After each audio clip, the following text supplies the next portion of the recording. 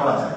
এবং আমি খুবই ভালো লেগেছে, অনেকগুলো হল থেকে বলেছে শিক্ষা এই ব্রিফিং যারা বক্তব্য রেখেছে 2 মিনিটের মধ্যে চমৎকার করে গুছিয়ে বলেছে সবাই। হ্যাঁ, যদিও বাবার ঘন্টা বাজছিল, কিন্তু তারপর আমি দেখলাম যে তারা খুব গুছিয়ে সুন্দর করে সবকিছু বলছিল। তারা একদিকে যেমন নিজের সাকসেসের কথা বলছিল, একই সাথে তারা আবার ফ্রাস্ট্রেশনের কথা বলছিল, দাবি দেওয়ার মাঝখানে আবার ঢুকিয়ে দিচ্ছিল। অসাধারণ।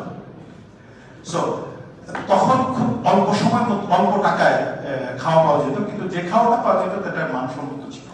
কিন্তু আমি খুব আনন্দিত হয়েছি এবং আশান্বিত হয়েছি যে হল সংসদ এবং হলের প্রশাসন সম্মিলিত উদ্যোগের ফলে, সম্মিলিত কর্মসূচি গ্রহণ করার ফলে এই অবস্থার উন্নতি ঘটেছে।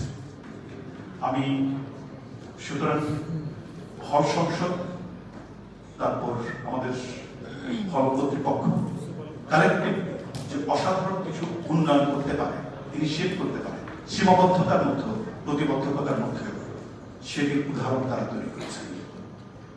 কংগ্রেচুলেশনস তোমাদের। আমাদের অনেক সীমাবদ্ধতা আছে। আমাদের স্যার সবসময় বলে যে আমরা আসলে ডেফিসিট বাজেটে চলি, কিন্তু হচ্ছে কি বিশ্ববিদ্যালয়ের জন্য, স্টুডেন্টদের জন্য সবসময় এই ডেফিসিট বাজেটের মধ্যেও আমাদেরকে আসলে কাজ করতে হবে, টাকাটা জোগাড় করতে হবে। বেশি জোগাড় করতে না পারলে কম হলেও জোগাড় করতে হবে। Money should not be a problem.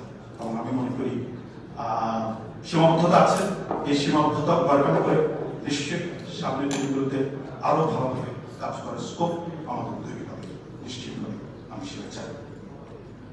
আমি শেষ করছি একটা কথা বলি। It's not any advice. It's not anything যে স্পেশাল কোনো কিছু বলছি।